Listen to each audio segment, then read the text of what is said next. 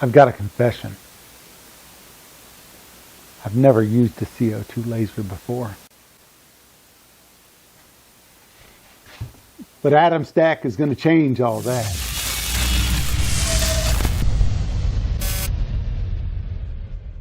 Before we move on with this laser, let me tell you a little bit about it.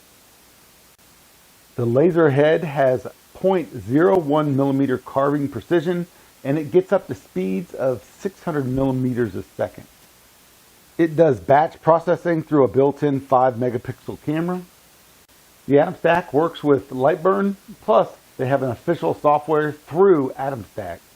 The working area is at 500 by 300 millimeters, and that can be expanded to 800 to 500 millimeters with the conveyor belt. So this comes with the red light laser. This makes it a lot easier to adjust the laser because you can actually see it. So the AtomStack comes with a feature that I've never seen before, and that's the auto fire extinguisher. When it detects fire, it'll squirt water out on it. The water comes from a container that you put in the back side of the machine and you connect the hose to. There's an accessory port, a computer port, and a USB drive port. Another safety feature is the smoke exhaust system. It has an emergency off switch. It also has a key lock system, which I find very helpful because I have grandchildren that always come down to my shop. They've made tightening the belt a lot easier with the screw right on the outside, and it has the arrows and everything to tell you how to tighten it and loosen it. You can find all the information on their website. Just go there. I'll put a link down below, and you can just see all the stats and everything for this machine. All right, one of the most important things you can do is protect your lungs. I'm a very big advocate of having an air purifier for your laser system. You never know what's inside those plywood or anything else. So this is the AtomStack desktop version of the air purifier. You can turn it on. You can adjust the fans up and down. It also has a timer set. I'll put that down in the description so you can see what the specs are for it. So I got a confession. As soon as I got this thing out of the box and got it all hooked up, I went ahead and did a test engrave, and this is what I did right there. I got that thing right there, and it came out fairly good. So what I did is I adjusted the laser a little bit, and now I'm ready to do some cutting. So it's Christmas, so the first couple of projects I want to do are going to be Christmas related. I'm working on doing some ornaments for my grandchildren. The first one I want to do is an acrylic one, so let's go ahead and get that done. All right, it's done. I'm not sure how well this happened, but let's go ahead and look here.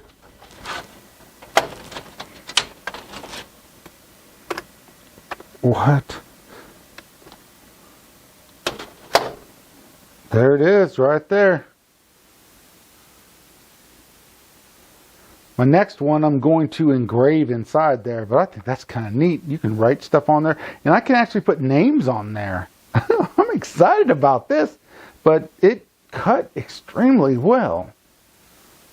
Well, that snowflake came out really good. I think I'm going to do some other stuff, design another snowflake ornament, and then we'll move on. But before I do that, I had a lot of noxious fumes come out because I was cutting acrylic. What we're going to do is hook up that air purifier and make sure that it doesn't smell that way, and I'm not getting a lot of those noxious gases in my lungs. All right, so I'm cutting out this this snowflake, and I'm also engraving on it, so it's going to make a lot of noxious fumes here. I've got this air purifier hooked up. I'm not really smelling anything, so it's doing a good job with the 3 layers that it has.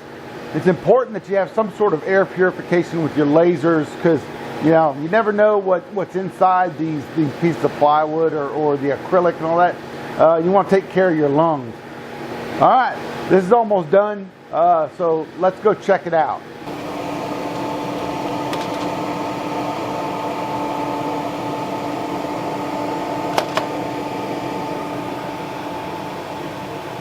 All right, so I've got that done, but it's kind of waned off on the engraving on the top and on the sides. What does that mean? It means the laser needs to be adjusted a little bit. So what we're going to do now is we're going to go ahead and do an ornament out of 5 millimeter plywood. Haven't tested any of the plywood yet, so I'm hoping that their settings are good. So what we're going to do is we're going to test it out on one, and hopefully it'll be good. And if it is, we don't have to do another one, but we might have to do another one.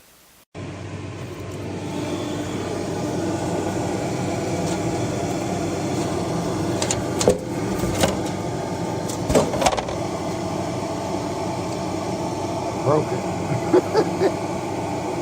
But let's see how it looks. That's pretty thin. I should have been a little bit more careful. All right, so here it is. It is kind of it. I don't know. They had the file had like little holes in it and little things, and it made it a little bit too fragile. So I'm going to take those out. Also had the holes up here that you put string into. I'm going to take those out, and I'm going to set from 100 down to 80 on these settings for cutting it out and see if that works. I'll be right back after we cut one more.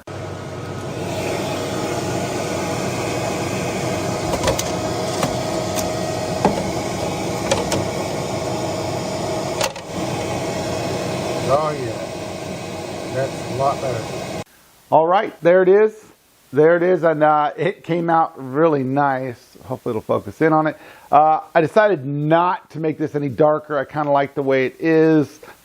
If you want, you can make it more 3D by setting it deeper, and it'll burn in there deeper, and it'll look like more of a 3D effect on that. All right, that actually went pretty well. So what we're going to do is do one of these little balls here. And I've got the settings. I'm going to go really low to start off with and then slowly step up if I need to.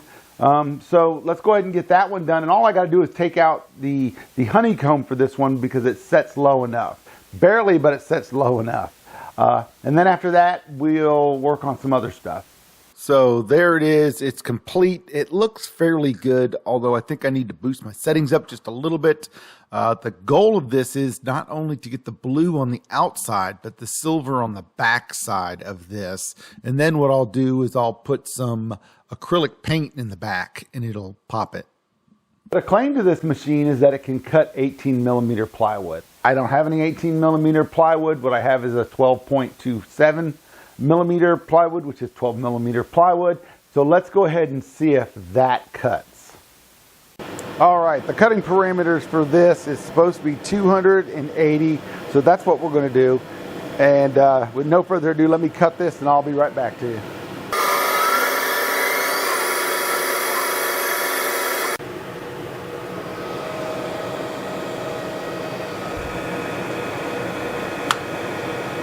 Wow, that did cut through really nice. All right, as you saw, it cut fairly well. Let's see if we can get this. There we go. See that cut right there? That is a clean cut. Well, zoom back out on this thing.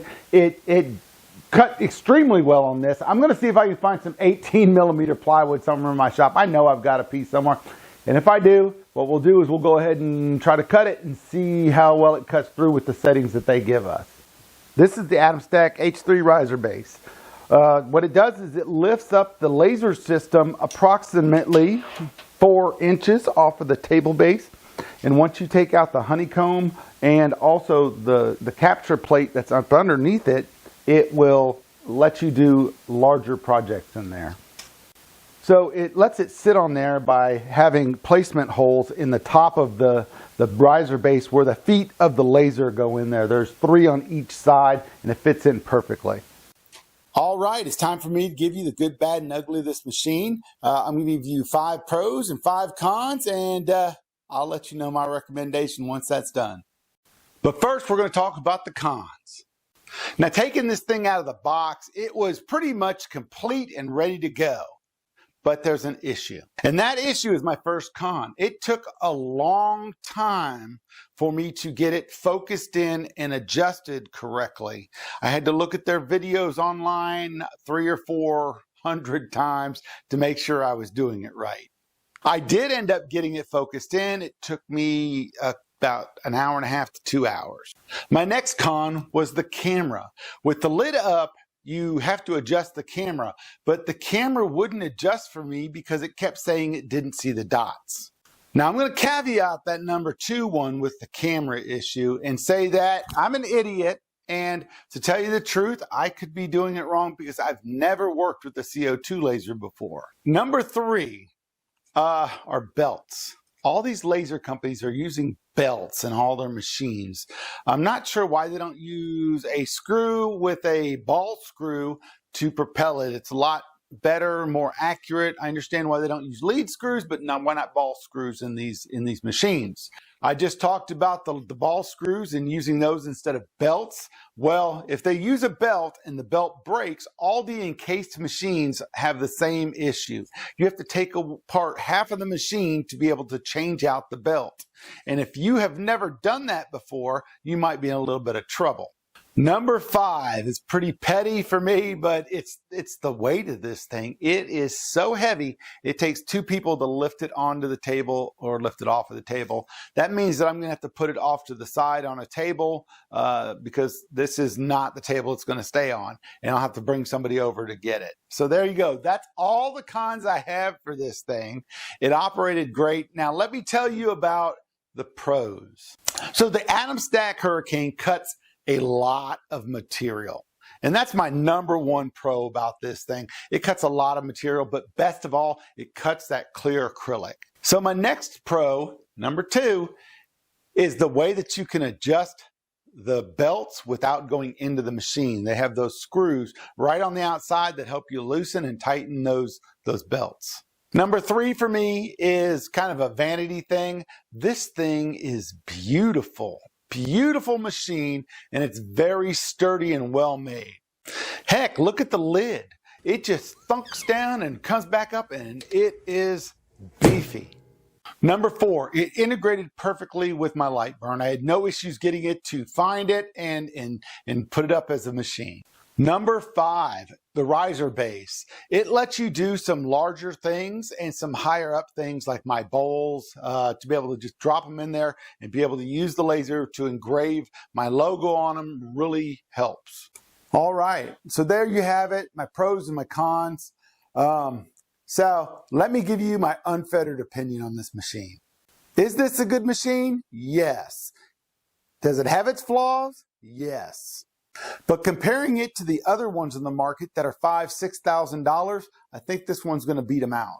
At $2,700, you just can't go wrong with having a CO2 laser in your shop. I would rate this at about a 7 out of 10. I think they need to do a little bit more work on their app that connects to the laser. And I also think they need to work on making it a little bit easier to focus the laser and get the whole system set up. But overall, I think it's a fantastic machine. Now, would I recommend this for a beginner? No, I would not recommend this laser for a beginner. But you that have been working with diode lasers and maybe used CO2 lasers in the past, yeah, I think it's a great addition to your shop. I think AtomStack has come out swinging with this release. Matter of fact, I believe that it sold out as soon as it came on the market. But fortunately, they now have them back in stock, and in fact, they're doing a promotion right now, and I'll put the link to that promotion down below. All right, that's it. I think this is a pretty good laser, and my time with you has come to an end. I appreciate it. If you've had any experience with an AtomStack Hurricane or another CO2 laser, head on down to the comments, leave it there. Let's help everybody make decisions. And until next video, stay cool.